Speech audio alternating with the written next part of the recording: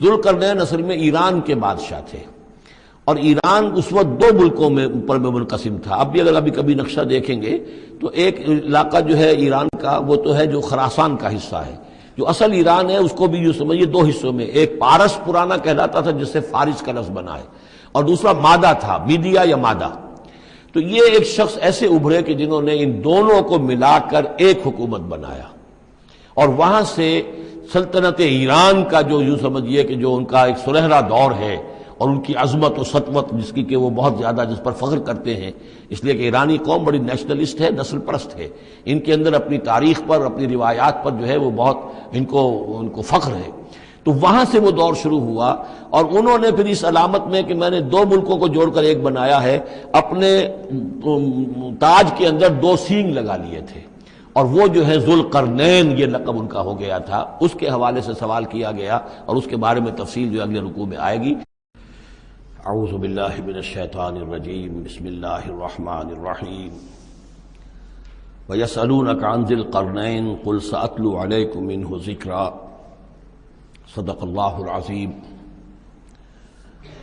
ذوالقرنین کے بارے میں آپ کو بتا چکا ہوں کہ ان کا نام تاریخ میں جو مشہور ہے وہ کیخسرو یا سائرس، اور انہی سے اصل میں ایران کی عظمت کے دور کا آغاز ہوا تھا۔ چنانچہ تقریباً میں سمجھتا ہوں کہ شاید 25-30 سال پہلے کی بات ہے، جب شہنشاہ ایران، اس وقت جب کہ ان کی بادشاہت جو ہے وہ بڑے عروج پر تھی، انہوں نے 2500 سالہ برسی منائی تھی انہی کیخسرو کی، سائرس کی۔ ان کی قبر جو ہے مقبرہ وہ دریافت ہو گیا تھا، اور وہاں پر ان کا ایک مجسمہ بھی دریافت ہوا تھا کھدائی پر۔ اس مجسمے میں وہ دو لگے ہوئے تھے سینگ بھی۔ اس موضوع پر سب سے پہلے مولانا ابوالکلام آزاد مرحوم نے، جو اپنی ترجمان القرآن کے نام سے انہوں نے مختصر ترجمہ اور تفسیر لکھی ہے، اس میں بڑے تفصیلی نوٹس لکھے ہیں۔ سب سے پہلے اہل علم کے حلقے میں ان کے بارے میں جو معلومات ہیں وہ ان کے ذریعے سے آئی ہیں، اب یہ تقریباً یونیورسلی ایکسیپٹڈ ہے۔ پھر سوال پیدا ہوتا ہے کہ ان سے کیا دلچسپی یہود کو تھی، تو وہ بھی سمجھ لیجئے کہ نبوکدنضر نے 587 قبل مسیح میں حملہ کیا تھا فلسطین پر، اور نبوکدنضر عراق کا بادشاہ تھا۔ اس مڈل ایسٹ کو ذہن میں رکھیے کہ میڈیٹرینین کے بالکل ساتھ ہے ملک شام، اور شام ہی کا ایک علاقہ فلسطین ہے۔ اس وقت جو ہے یہ فلسطین اور اسرائیل اور شرق اردن اور ویسٹ بینک اور لبنان، یہ سب مل کر جو ملک بنتے ہیں، در حقیقت یہ شام عرب ہے، یہ شام ہے۔ پھر اس کے مشرق میں یہ عراق عرب یا عراق ہے، اور اس کے مشرق میں پھر ایران ہے۔ تو عراق کا بادشاہ تھا جس نے حملہ کیا تھا یروشلم پر، تباہ و برباد کیا، اور ان کو قیدی بنا کر لے گیا۔ کیپٹیوٹی کا دور ان کا تقریباً 150 برس کا ہے۔ لیکن اس عرصے میں ایران میں یہ شخصیت ابھری کیخسرو کی یا سائرس کی۔ اس نے پھر فتوحات کا دائرہ شروع کیا، تو سب سے پہلے عراق کو فتح کیا، بیبیلونیا کو، اور یہاں پر جو یہ اسیر تھے یہودی، ان کو اجازت دے دی کہ تم واپس جاؤ، اپنا یروشلم آزاد کرو، اپنے جا کر آباد کر لو دوبارہ۔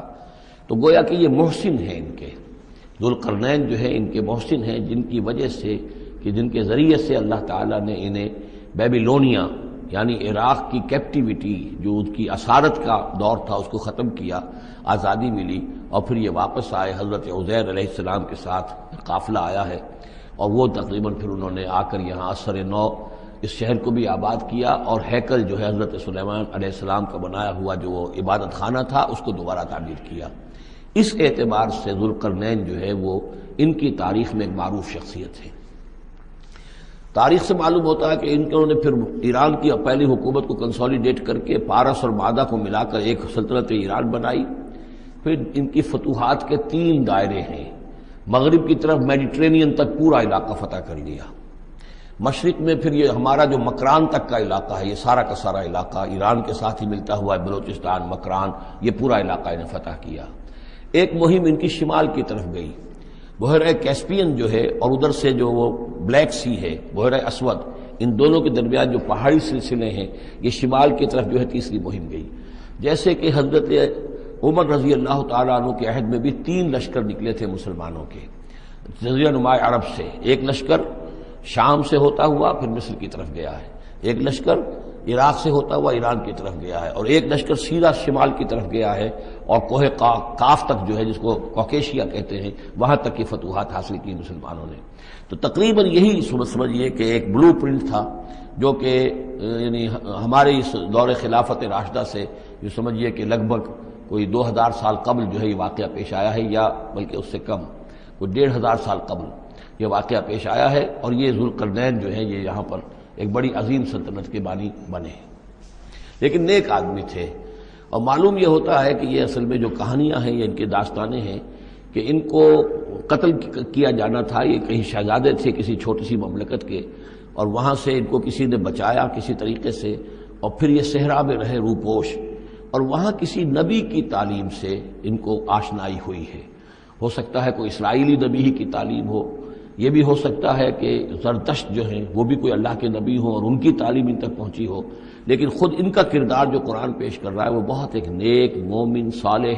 ایک بندہ مومن اس کا کردار ہے۔ یہ کردار جو ہے کسی بھی درجے میں 1% بھی جو ہے وہ کسی اور دوسرے فاتح پر یا کسی اور حکمران کے اوپر جنہیں بھی ہم جانتے ہیں تاریخی اعتبار سے ان پر منطبق نہیں ہوتا، یہ انہی کی شخصیت ہے۔ وَيَسْأَلُونَكَ عَنِ ذِي الْقَرْنَيْنِ، اور اے نبی آپ سے پوچھ رہے ہیں ذوالقرنین کے بارے میں، قُلْ سَأَتْلُو عَلَيْكُم مِّنْهُ ذِكْرًا، ان سے کہیے میں عنقریب تمہیں اس کے بارے میں کچھ حالات بتاتا ہوں۔ اِنَّا مَكَّنَّا لَهُ فِي الْأَرْضِ،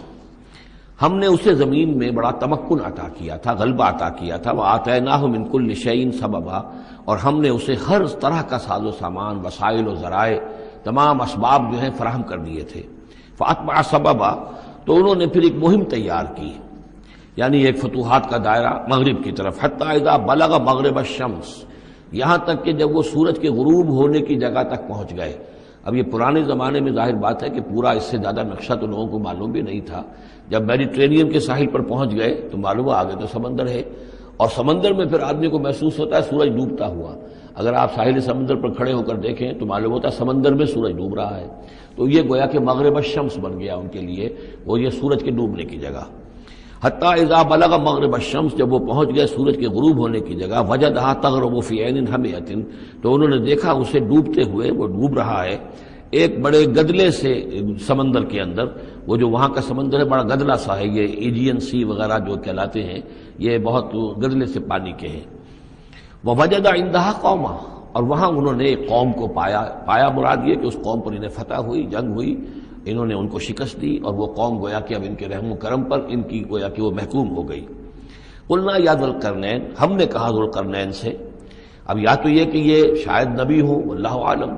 تو اللہ تعالیٰ کا اس طریقے سے براہ راست ان کو وحی کرنا، لیکن غیر نبی کو بھی اللہ تعالیٰ الہام کے ذریعے سے، جیسا کہ ہم نے دیکھا کہ وہ تو شہد کی مکھی کو بھی لفظ وحی آیا ہے، تو یہاں آیا ہم نے کہا اے قرنین، اور یہ بھی ہو سکتا ہے یہ صورتحال کی تعبیر ہو کہ گویا کہ وہ حالات زبان حال سے یہ کہہ رہے تھے۔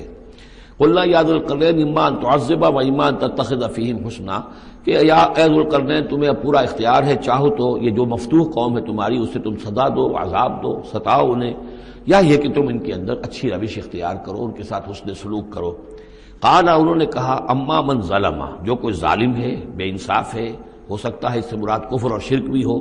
فسوف نعذبہ ثم يرد الى ربہ فیعذبہ عذابا نکرا، تو اسے تو ہم عذاب دیں گے، سزا دیں گے، اور پھر وہ لوٹایا جائے گا اپنے رب کی طرف، پھر اس کا رب اس کو عذاب دے گا جو اصل عذاب ہے، برا عذاب، سخت عذاب۔ وَأَمَّا مَنْ آمَنَ وَعَمِلَ صَالِحًا، اور جو لوگ ایمان لائیں گے اور یقین کریں گے حقائق پر، اللہ کو مانیں گے، وَعَمِلَ صَالِحًا، اور نیک عمل کریں گے، فَلَهُ جَزَاءً الْحُسْنَى، تو اس کو ہم اچھا بدلہ بھی دیں گے، وَسَنَقُولُ لَهُ مِنْ أَمْرِنَا يُسْرًا، اور اس سے ہم اپنے معاملے میں بھی نرم بات کریں گے، یعنی یہ کہ ان سے ٹیکس اگر لینے ہیں تو نرمی کے ساتھ لیں گے، جو مفتوحہ ممالک کے ساتھ معاملہ ہوتا ہے تو ہم ان کے ساتھ نرمی کا سلوک کریں گے جو ایمان لے آئیں گے۔ ثم اتبع سبابا، مغرب کی طرف سے فارغ ہو کر پھر اب یہ مشرق کی طرف گئے، پھر انہوں نے ایک اور مہم کا بندوبست کیا، حتی اذا بلغ مطلع الشمس، یہاں تک کہ جب وہ سورج کے طلوع ہونے کی جگہ تک پہنچ گئے۔ اب یہ جہاں تک تاریخی طور پر ثابت ہے وہ صرف مکران کے علاقے تک اتنی دور تک آئے ہیں، واللہ عالم، ہو سکتا ہے کہ مکران کے ساحل پر کھڑے ہو کر بھی انہیں محسوس ہوا ہو کہ بس اب یہ سورج جو ہے غروب ہو رہا ہے یا طلوع ہو رہا ہے وہاں سے، مطلع الشمس، تو وہاں جب پہنچے،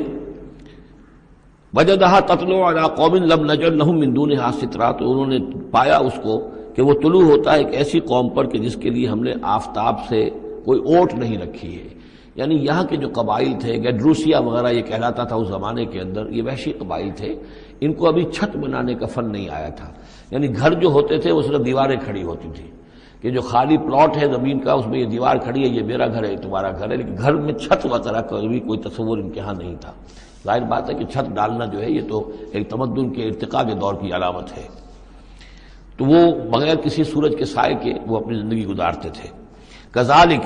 ایسا ہی ہوا وہاں بھی، یعنی جو پہلے ہوا تھا کہ یہاں بھی معاملہ وہی ہوا کہ اللہ تعالیٰ نے اختیار مطلق انہیں دیا، فتح دی، لیکن انہوں نے یہاں بھی یہی کہا کہ جو نیک لوگ ہوں گے ان کے ساتھ ہم نرمی کریں گے اور جو شریر ہوں گے ان کو سخت سزا دیں گے. وقد احطنا بما لدیہ خبرا، اور ہمیں پوری طرح معلوم ہے کہ جو وہاں اس کی خبر ہوئی اور جو بھی حالات وہاں گزرے، جو ماجرا وہاں ہوا.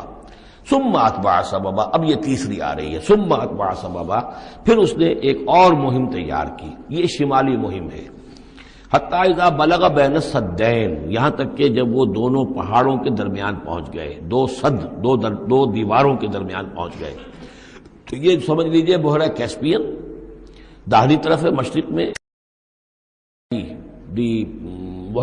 بحر اسود،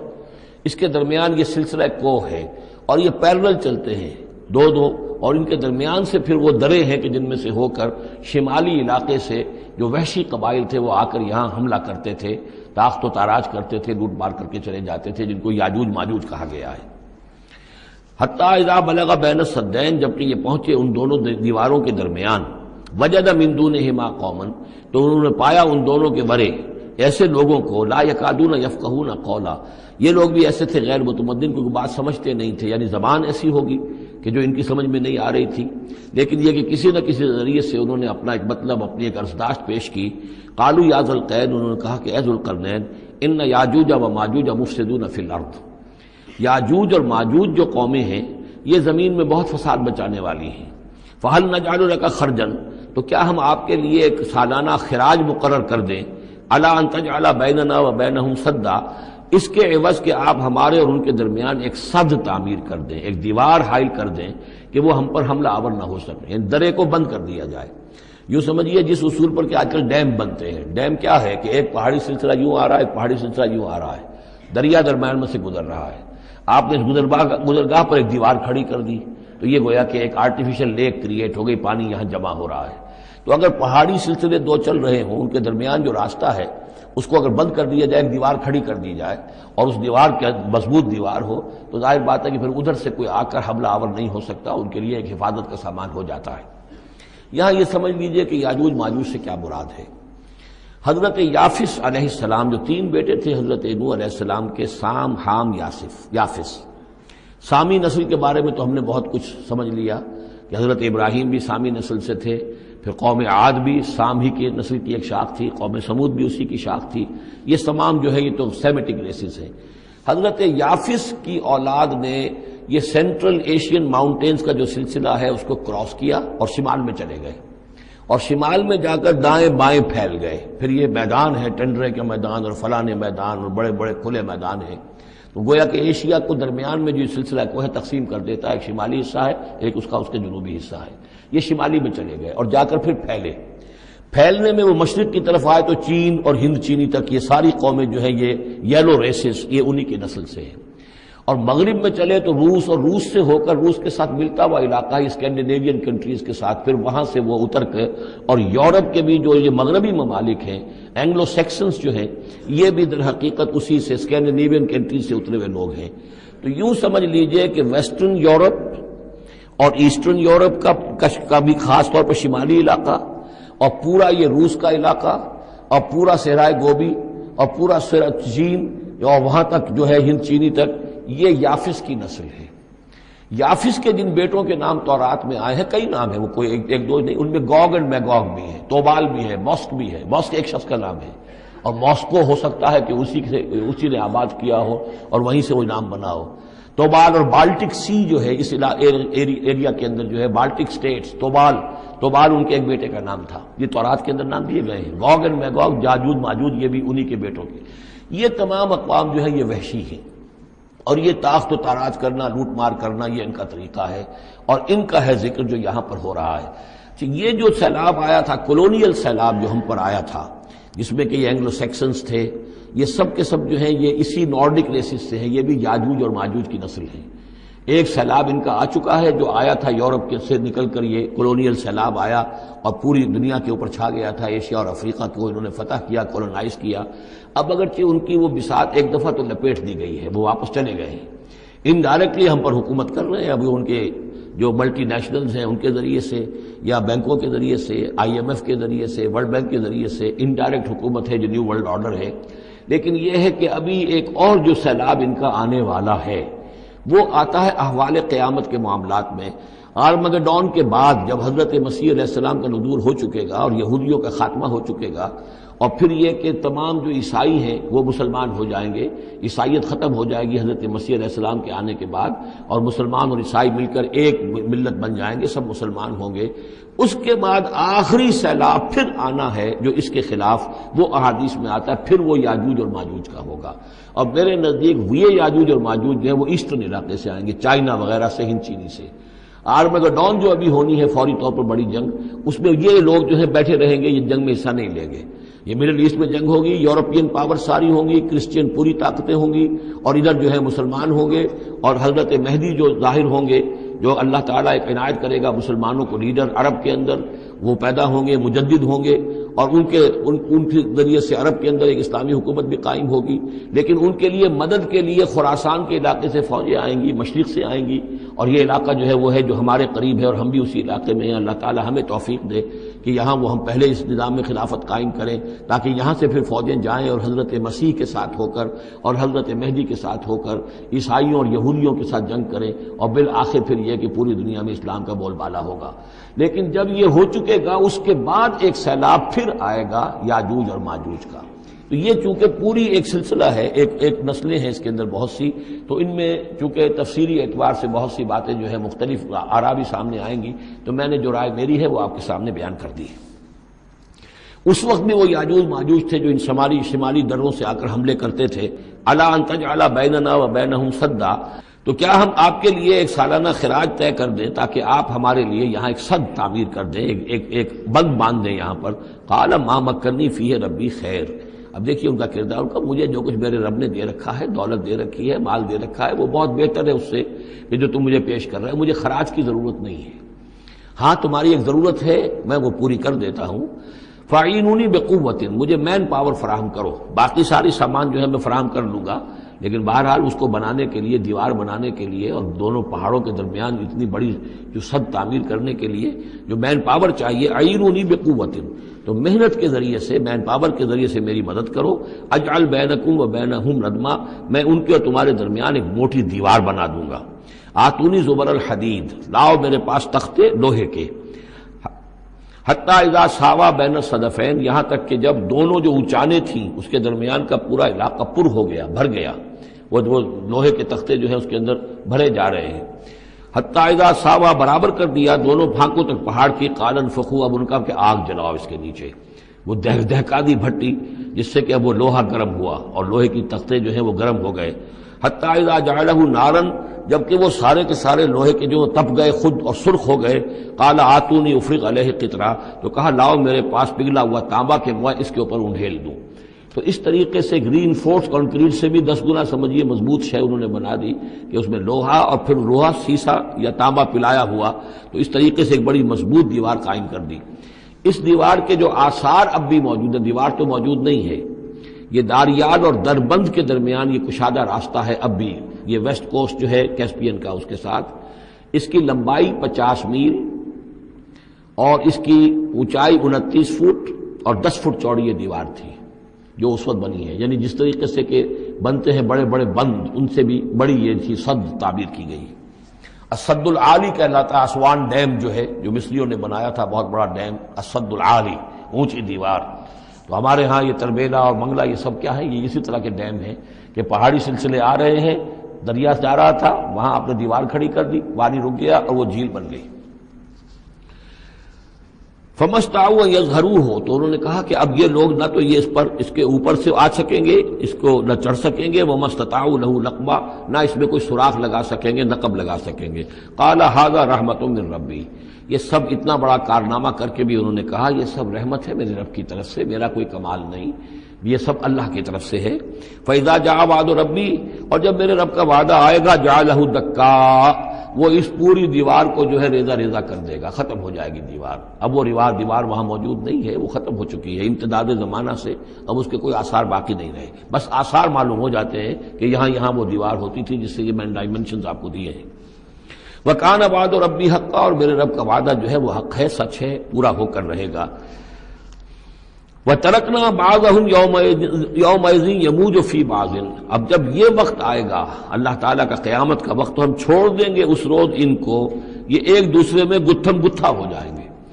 یہ جو کچھ ہونے والا ہے قرب قیامت سے پہلے، جس قسم کے لشکر آنے ہیں اور جیسی جنگیں ہونی ہیں،